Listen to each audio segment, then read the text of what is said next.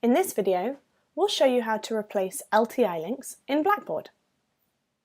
To begin, navigate to Alter. If you created the parent course outline and are adding coursework to the course overall, you should grab the LTI link from the course. Click into your Coursework tab, click Manage, then click the three dots next to the assignment you want to replace. Choose Copy LTI Link.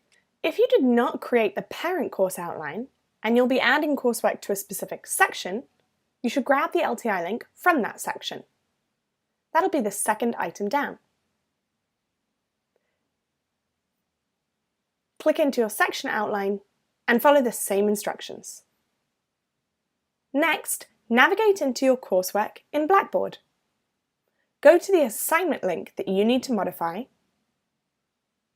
and click the arrow drop-down next to the title. Then click Edit. On the next screen, navigate to the URL bar within the Web Link Information section and paste the new link from Alter into the bar. Scroll down and click Submit.